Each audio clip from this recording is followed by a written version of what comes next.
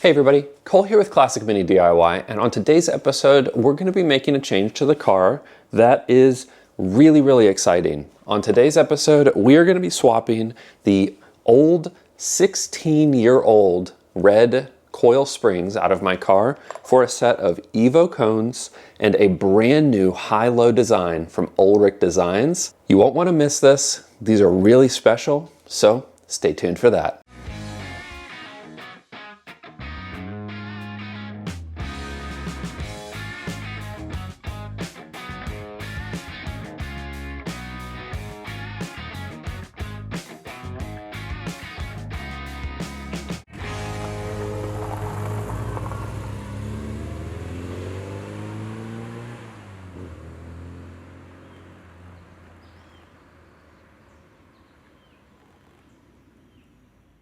Hey folks, Cole here from the future, sitting here editing this video, and I wanted to make a small correction. I don't know what I was talking about when I said the springs were 16 years old. I've had these in the car for about 8 years, so small correction. I think I said 16 years multiple times in this video, so just want to make that correction before we get started. Anyways, back to the video.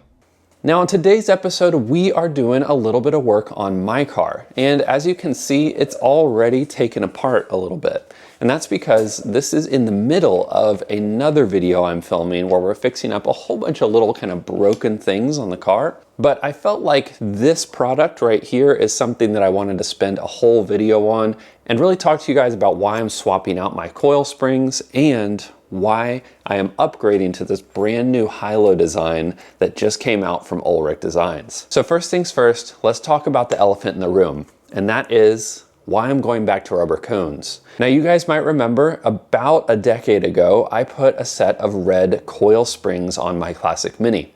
And in truth, they have been absolutely exceptional. I have loved those coil springs. They have seen me through some of the most aggressive and intense driving that I have done in this car over that decade span. And they haven't broken, they haven't damaged anything in the car. And I am actually largely pretty much happy with them. Only thing that has bothered me over the years is there is a small little clatter as the rear ones kind of shift around. They make a little bit more noise than rubber cones do. But they're not loose, it's just they kind of shift a little bit in that housing because they're smaller than rubber cones are. So why am I upgrading if I like them so much? Well, I did a video relatively recently on my buddy's red Classic Mini pickup truck where we swapped out his tired old cones for a set of Evo cones. These Evo cones were not actually available. They didn't even exist yet when I put these coil springs on the car. And after replacing those on his car and driving it and spending a nice long road trip, driving the heck out of that little mini pickup, I was sold on these Evo cones. They're super comfortable, they're super performant, and I'm hopeful that they will last many years. So when the opportunity presented itself to work with Ulrich Designs and try out their brand new high-low, which I'll talk about in just a minute, I jumped on the opportunity to go ahead and swap in the Evo cones into my car. So I have 4 cones ready to go in, as well as brand new high-lows for the front of the car.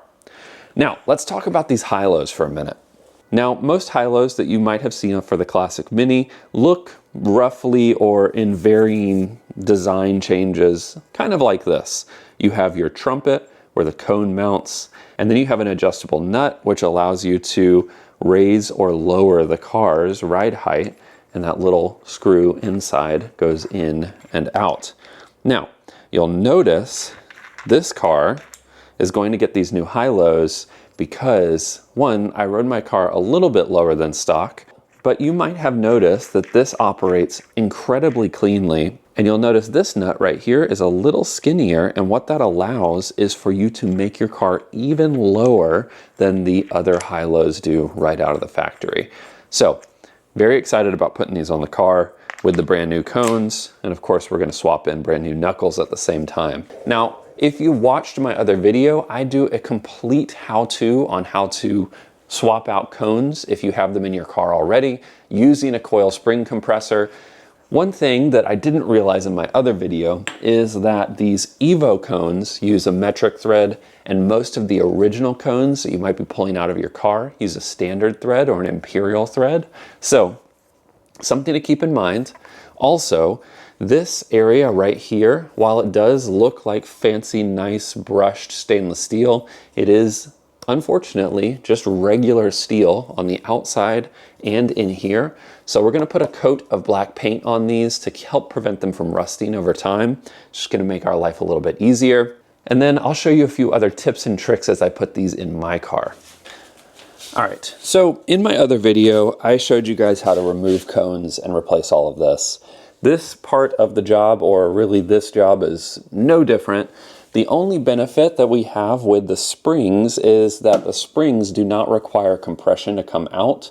So we'll be able to disconnect my Protect shock here, take out the lower bump stop here, and then this top arm should rest much lower. And then we'll be able to wind out the lift nut, which raises and lowers the car. And then we'll be able to take out the whole high-low and spring without too much fuss. The hard part, as usual, will be getting the new cone in, which we probably will need to disconnect this top arm, the nut here and here, in order to do so. But let's go ahead and wind all this stuff off real quick, and then we'll get the spring out at least to get started.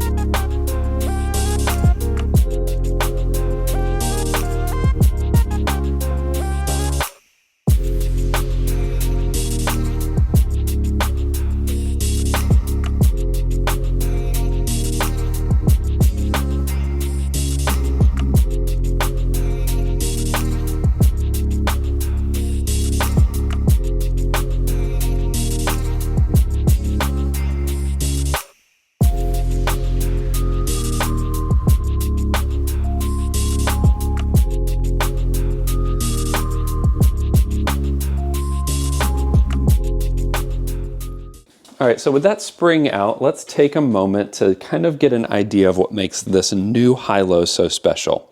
Now, as you can see, from their totally lowered state, essentially as low as both the high-lows can go, you can see that the spring high-low combination is a little bit lower, and that is actually kind of not great. So this coil spring, you can see just physical size is lower than your traditional rubber spring or rubber cone. And that's because the cone, as well as the spring, both compress a little bit. But this is one of the reasons way back in the video that I made about installing coil springs, why I made it so clear is that the coil springs need to be on cars that are not going to be run incredibly low. Because if this is so low, what happens is when the top arm goes down all the way, if there's not the suitable sized bump stop underneath it, this coil spring can come unseated, and that's where you see all of those horror stories about coil springs exploding your subframe or binding up one of these springs. That's what happens. With this stuff out of the car, I can actually show you too. That's the oversized bump stop required for the coil spring, and this is your standard bump stop used in a rubber cone. So what makes these Ulrich high-lows so special is that at their lowest state, which when compared with a standard high-low, which unfortunately I don't have in stock here, this high-low combination can get almost as low as a coil spring does. That's super, super low, which for people who want to run their cars incredibly low is awesome. Now, you do still have that same adjustability all the way out, and there's a little retaining ring to prevent you from going too far out and essentially losing the thread in here. You can see that little retaining C-clip. That's going to prevent you from winding that out too far, which will prevent you from, well, you know, not having any thread in your high-low and ultimately causing a failure there.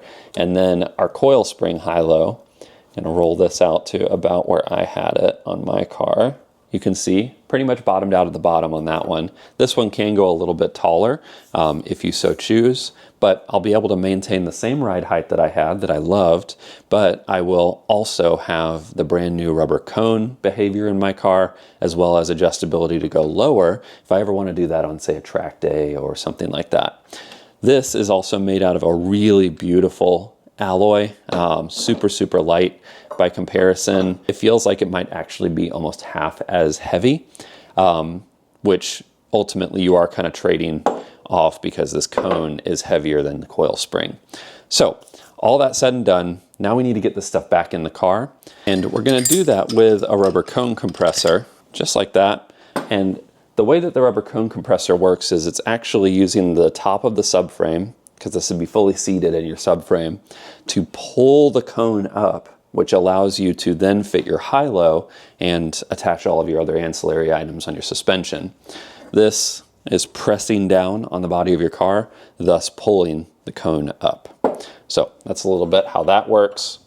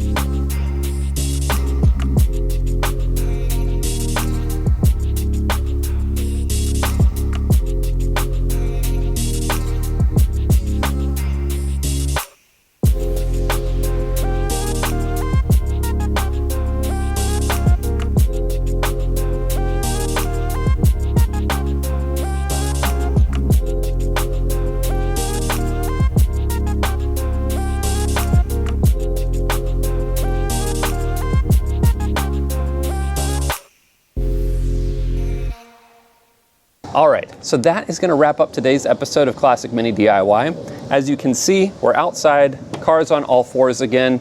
You can probably tell that it is a little off balance. The rear is a little higher and the front is a little lower. This is part of replacing your cones on a Classic Mini, especially if you're using a set of high-lows like I am on this episode, and you're gonna need to adjust this a little bit. And over time, it is going to settle. So maybe you start it really high and over time it's gonna settle a little bit and get a little lower. So you might have to adjust it up again if you do want to keep that same ride height. For me, I do generally like the rear to be a bit higher like this so I can put a little bit of weight in the back. And then the front is definitely too low. I'm gonna have to wheel this back in and raise it up by maybe a finger or two. Now, if you guys have any questions about this episode, feel free to post those in the comment section below. But if you want to pick up a set of these Ulrich high-lows and a set of these new cones, I have the links to those in my description below. Definitely check them out. I would recommend them. They're great so far. I'm going to put some miles on them and I'll report back to you guys. If you want to follow the progress or get an update on these high-lows in a few months, be sure to sign up for my Patreon or follow me on Instagram. So that's going to wrap up today's episode. I appreciate you guys joining me today. And of course, until I see you on the next one, enjoy those minis and motor on. See you guys.